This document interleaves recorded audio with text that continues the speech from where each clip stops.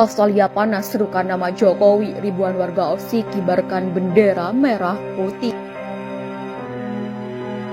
Standing up for our rights in a world that becomes more difficult by the day.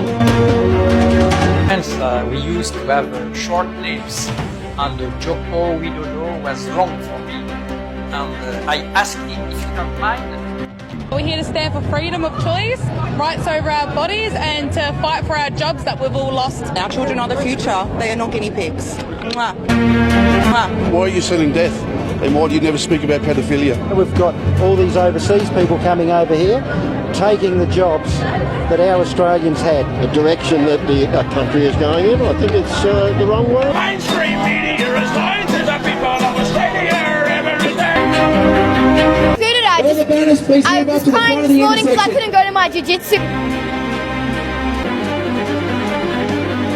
Puluhan ribu warga Australia mengibarkan bendera merah putih di kawasan pusat kota Australia, termasuk kawasan gedung Perdana Menteri Anthony Albanese. Menurut laporan Reuters, beberapa bahkan meneriakkan nama Presiden RI Joko Widodo pada Selasa 13 Desember 2022. Ini terjadi kala mereka mulai putus asa dan takut perang Indonesia dan negaranya benar-benar terjadi. Kami takut nasib kami seperti Ukraina. Kami meminta kepada Anthony Albanese, jangan hanya mementingkan politik pemerintahannya, jangan korbankan rakyat untuk kepentingan politik, ungkap Bregiela, salah satu warga Australia di tengah ribuan demo saudara-saudaranya tadi pagi. Sementara itu, di tepi barat, bentrokan terjadi.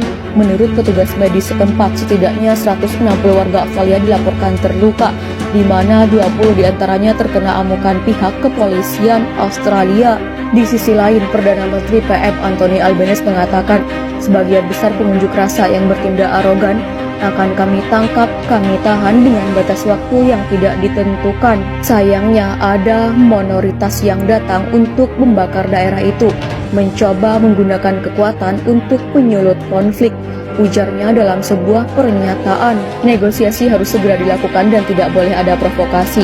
Ini adalah sengketa perbatasan dan tidak ada kekuatan militer yang harus dikerahkan oleh kedua negara, katanya. Jauh sebelumnya, warga negara Aussie tinggalkan Australia sempat menghebohkan publik dunia. Pasalnya lebih dari puluhan ribu dilaporkan telah meninggalkan Australia sejak Sabtu malam kemarin. Awalnya data imigrasi Sydney kelas 1 khusus tempat pemeriksaan imigrasi atau TPI Bandar Udara Internasional Australia tercatat sekitar 16.790 warga keluar melalui bandara tersebut. Namun angka ini semakin bertambah banyak pada Sabtu malam.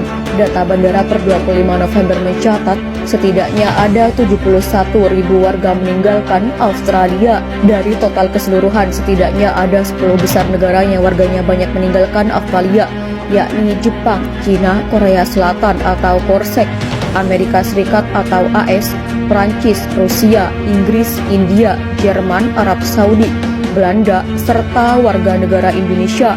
Selain itu, warga dari negara tetangga RI juga mencatat melakukan eksodus seperti Filipina, Thailand, hingga Singapura. Kedua negara harus menghormati integritas teritorial masing-masing dan kembali ke meja perundingan. Dia menambahkan bahwa masalah ini juga tidak boleh dilanggar di luar proporsi oleh media atau politisi. Sedangkan dari sekutu terkuat Australia, Amerika Serikat mulai cemas. Kini paksa PM Australia negosiasi dengan Jokowi. Pejabat Amerika Serikat atau AS dilaporkan telah memberi peringatan khusus bagi Australia untuk segera bernegosiasi dengan Indonesia. Hal ini dikarenakan pernyataan Perdana Menteri Anthony Albanese sebelumnya yang tidak ingin bernegosiasi dengan RI dikarenakan konflik Australia dan Indonesia beberapa tahun lalu sebelum memanasnya sengketa Pulau Pasir.